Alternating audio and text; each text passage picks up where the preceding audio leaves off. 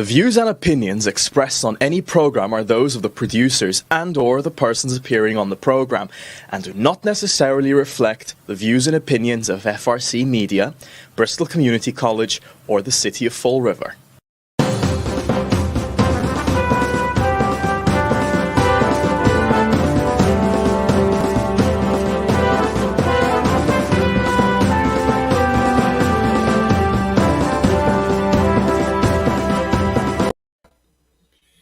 Well, hello. Welcome to Spindle City Straight Talk. I'm Chip. And I'm CJ. And it is Friday in the Rev. The end of the week, TGIF. And time for Admiral COVID to hit us with the numbers.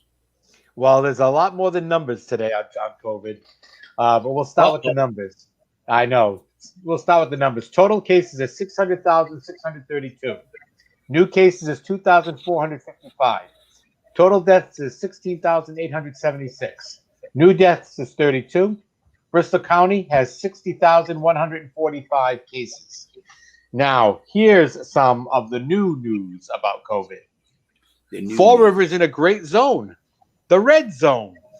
Always. The average case count in the greater Fall River area has been 20 cases a day. We are now running at about double that amount. And that's for the greater Fall River area. That's not just Fall River. That's for the greater Fall River area. So that's showing you that, in our area, the numbers are increasingly higher than maybe other parts of the state. And because of that, little twerpy thing, the city of Fall River received from the state, the funding will collaborate with key stakeholders, including local community and faith-based organizations, community health centers, and community health workers who can support grassroots outreach. Additional staffing, e.g. public health nursing, and resources to support vaccine clinics in disproportionately impacted communities, identify gaps and map available resources to reduce barriers to vaccination, and finally disseminate culturally appropriate translations or communication campaign material, including Trust the Facts, Get the Vax, campaign materials, and vaccine FAQs on multiple languages, and support outreach efforts such as town halls and information sharing in close coordination with community liaisons, ASGs, and HICFAs. Now, Fall River is going to get $211,129. Wow. And how much of it do you think will actually go into that? Well, let me put it this way. That was a very nice little piece you read about the justification of government doing what it always does at every problem, never solving it, throwing money at it. Right. And it's not a hell of a lot of money, but it's money. But see, all these euphemisms and faith-based this and based that. The reason we're in the red zone is people don't pay attention. And if you look at where the red zones are, now I hear they're also going to have mobile vaccines driving around. And it's going to be Fall River, Lawrence, all the poor communities. It's got nothing to do with color. It's got to do with people who are poorer. And you look at most of these red zones, people don't pay attention in these red zones. I mean, remember a while back I said that there was about 50 or 75 people playing basketball at the height of the COVID in Fall River, and nobody cares. And you were talking about movies and other things to make congregations. But look it's not hard to figure out. The state loves to throw money, especially in an election year. They can all take credit. We're going to have a movie. We're going to have $211,000 to blow, because that's always their solution. Money. Throw money at it. Pay somebody to write some ridiculous justification that you just read that sounds really great. Oh, we're going to bring a coalition together and we're going to do that. You know something? Every time you bring a whole bunch of people together, you almost never get anything done. because all they do is have different opinions and never get to the core. Leadership is when somebody takes charge and herds them to a conclusion that is actually beneficial. That's why you can't run certain things by committee. But government loves this stuff. This is absurd. And again, look, get back to what we talked about a little bit on the last show and a few shows, that, people were throwing bouquets at the mayor for doing such a great job with COVID. Apparently he's not. But I'm going to say something here, because I'm not blaming him. I will blame him if he tries to take credit for doing a good job when obviously we're not doing a really good job because we've been in a red zone. So I will point that out. All these people, all his minions trying to spin a campaign thing. But this is not true. It's not Paul Coogan's fault that people just don't pay attention. And they do things that they're not supposed to do. They congregate. They do whatever. And apparently, in some areas where they actually pay attention, things are going down. Now there are variants, and they're talking about this and talking about that. But the reality is, we all know that a very low percentage, there's a 98% survival rate with this disease. We all know who are the most susceptible.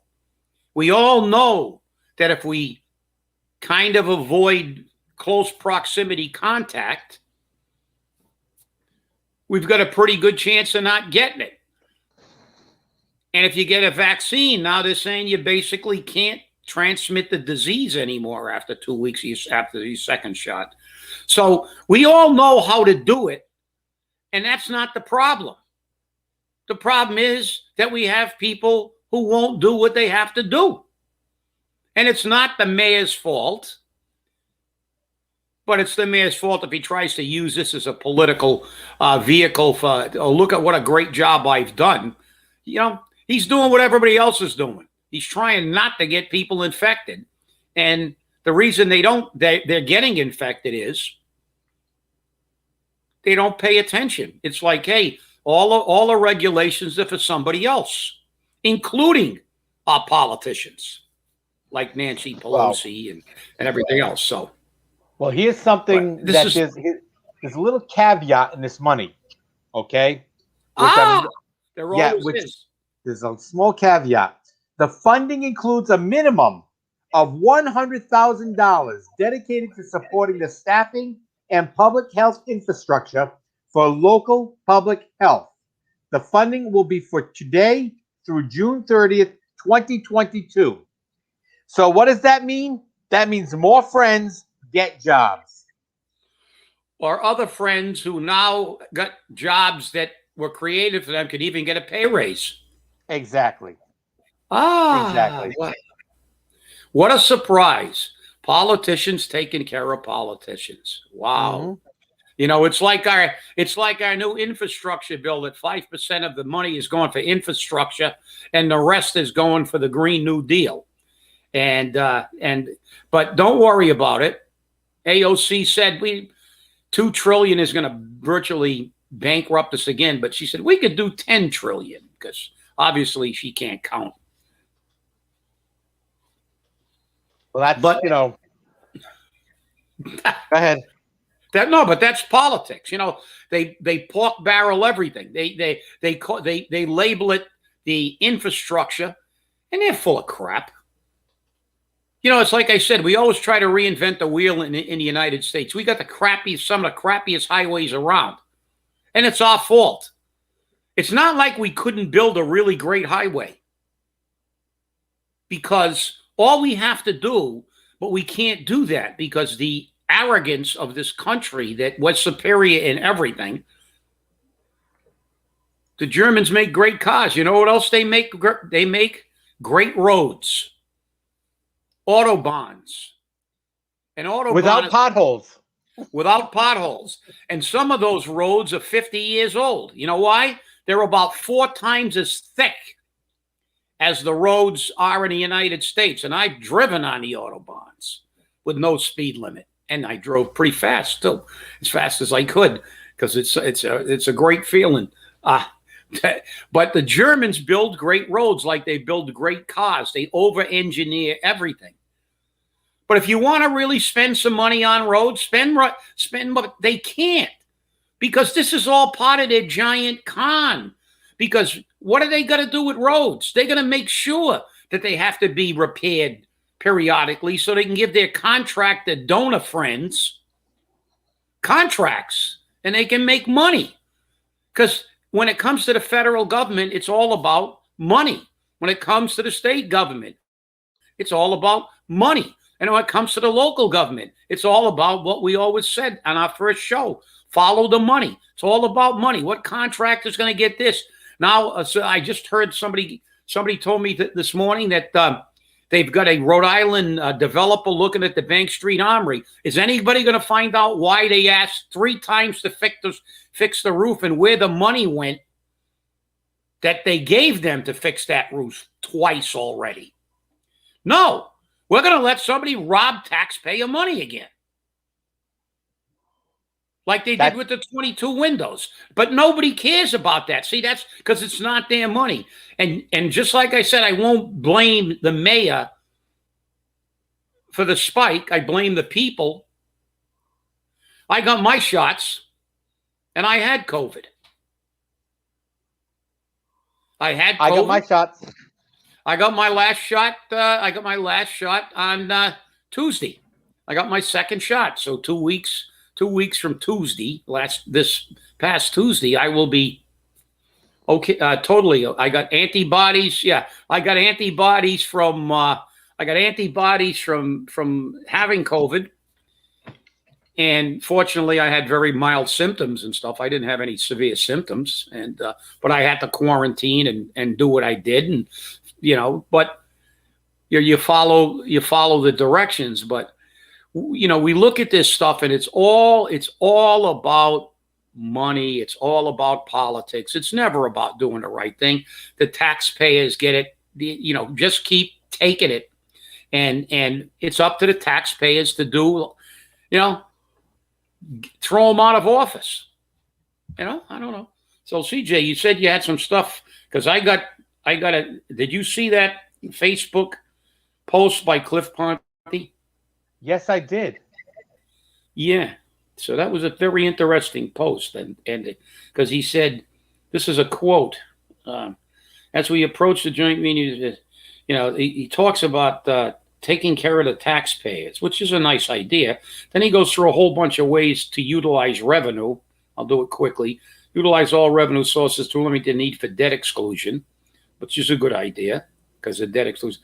But then he's got some disturbing statistics that the way things are running now, we're going to get an average of 7 years of a 5% tax increase. Right. So that's double your tax increases. Whatever your tax increase would have been under 2.5, we're going to double it. But I like the idea of paying attention to the taxpayer. It's rather unique for our politicians. But you know what disturbs me? You know what's not in here? There's a lot of things about using available money and not bonding, which is a great idea. Obviously, I'm totally in favor of that idea. But you know what I don't see in his points? And I'm going to tell him that. And I did actually put a call into him and say, I have some input on what you said. I don't see anything addressing tightening our belt, streamlining our government. I don't see anything about eliminating duplicate jobs, looking into collective bargaining agreements. I don't see anything about eliminating all the automatic cost of living raises for the highest paid employees in the city of Fall River, like Mary Sahadi, and everybody else that's in an administrative job, I believe, all have cost of living raises. Why? I'll tell you why. Do the rank and file people who work in City Hall and everywhere else get an automatic cost of living raise? No. Does anybody in private industry get an automatic cost of living raise? No. If the company's in trouble, they freeze their wages. They cut their wages. You can only get a pay raise when the business is doing well. Fall River is not doing well. No matter how much money we getting $70 million, we're still going to have to raise taxes, double taxes. So these are nice ideas, but they're not comprehensive enough to me, at least in my opinion. My opinion is we have to look at collective bargaining agreements and see what they snuck into these agreements beyond the pay raises. Because I know there's been some stuff that have been slid into some of these agreements that have an adverse effect on the cost of the contract. And let's see if these city councilors can figure that out. And the first thing they should be doing is eliminating cost of living increases out of everybody's contract. You put one of these contracts in front of us with an automatic raise, nobody should get an automatic raise. If your company's doing well, you get a pay raise. If your company is barely surviving, you don't automatically get a pay raise while everybody else gets a pay cut in this society. It's wrong. And this is why government is so obscene, because they never miss a paycheck and they always get a pay raise. No matter how bad the economy was during the pandemic, not one congressperson missed a paycheck. Not one of them was looking at losing their health care. Not one of them was looking to have not be able to pay their mortgage. And that's the reason they're unresponsive to the average person and average taxpayer. So, and I know you read that, so I'm anxious to hear what your opinion is of what was posted. So, well, I want to add something to it. Going to the ordinance committee on Tuesday, here's the letter from the mayor. Dear honorable council members, during the budget preparation, we found that the following ordinances should be updated to reflect the information. Both salaries and titles, which will be included in the proposed budget. Section 50/301 includes the salary schedule for executive officers, department heads, and non-union personnel. The attached ordinance is requesting to change the ceiling salary amount for certain non-union positions. This includes an increase equal to the increases approved for the American Federal of State, County, and Municipal employees, and will increase the ceiling not to exceed amounts. In section 50-302, relative to the not to exceeding ceiling for 3 positions, which are contract positions, all other contract positions do not include a not to exclude ceiling position. So in other words, his friends are going to come out of the not to exceed position in the ordinance. For instance, do you know that there's a not to exceed provision in the chief of staff's salary at $78,760? But guess how much she's getting paid? $86,000 or $84,000. Obviously, the mayor doesn't know what the law means. He obviously doesn't know what the law means. Well, we know that because we have a charter that he doesn't know what that means either. But he's looking out for his friends. And he's looking out for political friends in the future. Well, you know, CJ, and I'm going to let you keep going here, but I'm just going to interject this quickly. And we keep saying this. We have an election coming up. Remember, this mayor is giving everybody a pay raise.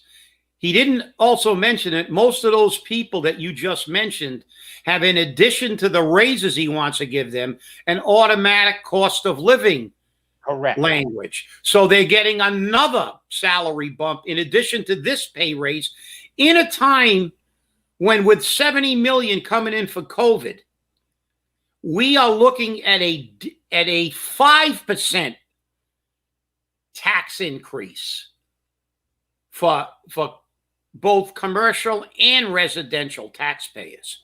And as I believe Cliff Potts said in his thing, I won't read it verbatim, but I have it on my phone, but he fundamentally said This kind of tax burden is unsustainable for the average person in Fall River.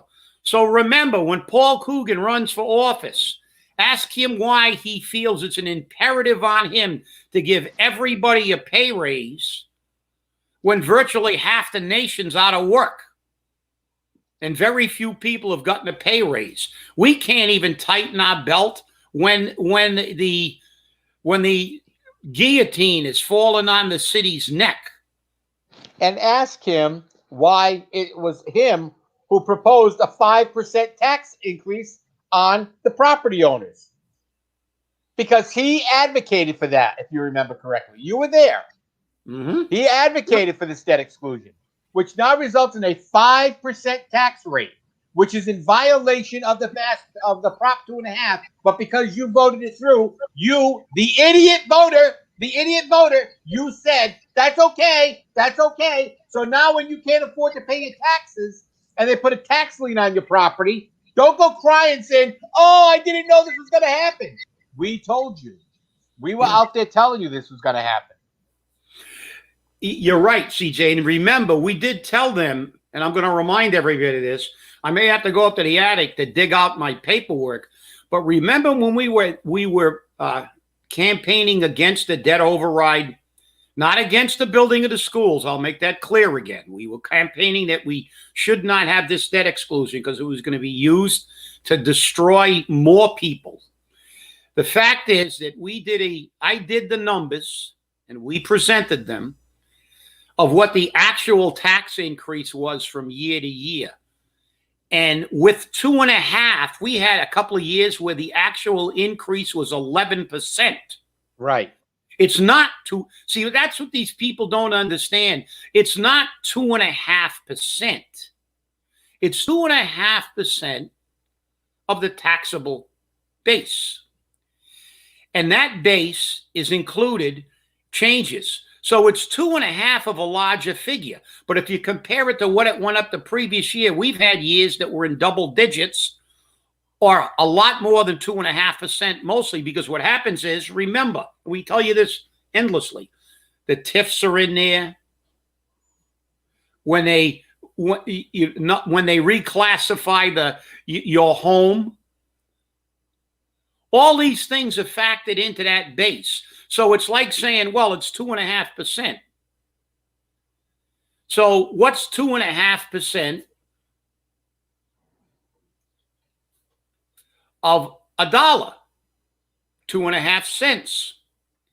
But if the following year that dollar that you use to factor in now becomes $2 because they increase the assessed value of your home, and we got a whole bunch of TIFs that we have to pick up, not the rich businessmen. Now that taxable base has become $2. Your tax is not 2.5 cents; it's 5 cents. So I did it in very simple, but that's what's happening here. And it's going to be more than 5% aggregate because you're going to look at 5%, but then when you take your adjusted tax base, I'll bet you that 5% increase over 7 years is going to vary from 7 all the way up to 11 or 12%, depending on what they do with assessed values, TIFs, and everything else. So get ready, bend over, and spread it wide. Because they're coming for you.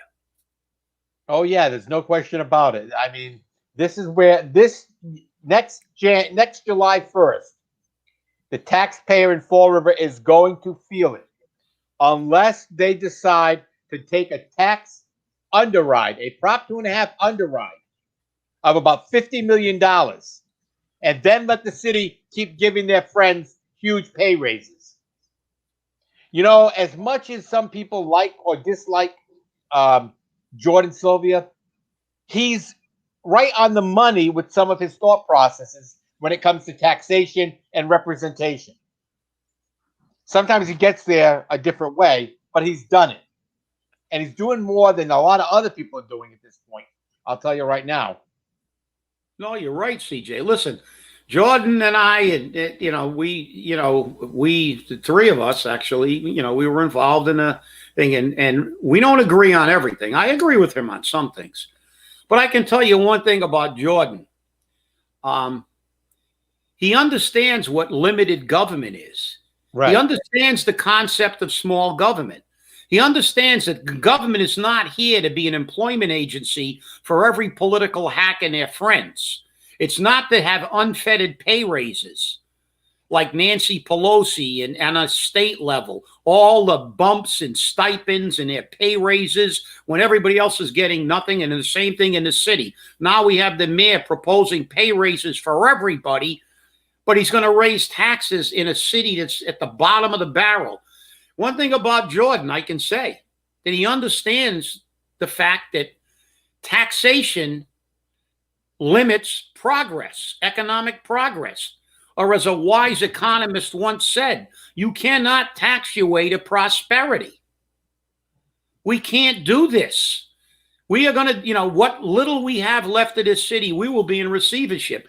One thing I've got to give him credit for is the fact that he understands the role of government is to provide necessary services, not to get all these tiers and layers of political hack jobs. And now we're adding another $150,000 position in the police department. We added another nurse's position for a political hack who kept our superintendent.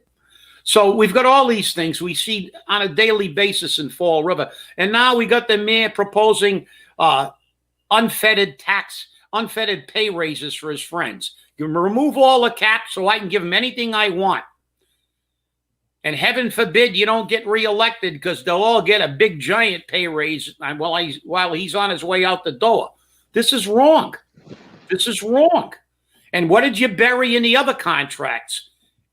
Because I know it. I know what you did, and we will go over them when we confirm the exact economic impact. Because I can guarantee you one thing: when Mary Sahadi goes in to fund these contracts, she is not going to deal with what you slid in.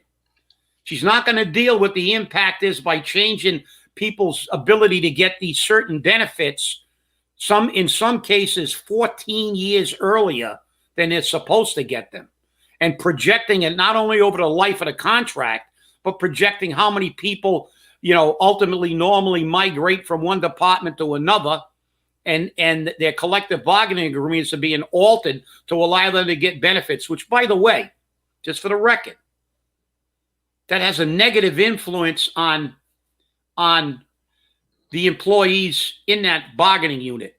Do you think that a police officer who's been putting his life on the line, or a firefighter who's going into burning buildings, is happy that after 14 years on a job, you got somebody that's got 2 years on the job and is making more in proficiency pay or some other benefit because he's using his time at the water department? That collective bargaining agreement and those things, and I can tell you this as a fact because I negotiated proficiency pay. I put proficiency pay in there. And it was bargained with the intent that was to give people out extra money for being on the job long enough and learning it better and becoming more proficient. If you spend 15 years as a firefighter, you know a hell of a lot more than some guy that still doesn't know where to put his boots. And you think that the rank and file like it when somebody that they have to show how to do their job is getting more money than them? You're wrong. Well, you're definitely right at that point. And the other thing is, real quick, is there are two positions being proposed for a deputy commissioner for the Parks Department and a assistant deputy commissioner for the cemeteries. We don't have a commissioner for the Parks Department, and we don't have a commissioner for the cemeteries. So how do we get an assistant? Who's getting those jobs, I wonder? We will see. We will see. We will see. And where's the money going to come from? Well, we're out of time. I want to thank you all for watching. Have a very happy Easter. And remember, stay safe, stay angry, and wear a mask. Have a great Easter. Passover. Have a good Passover. And have a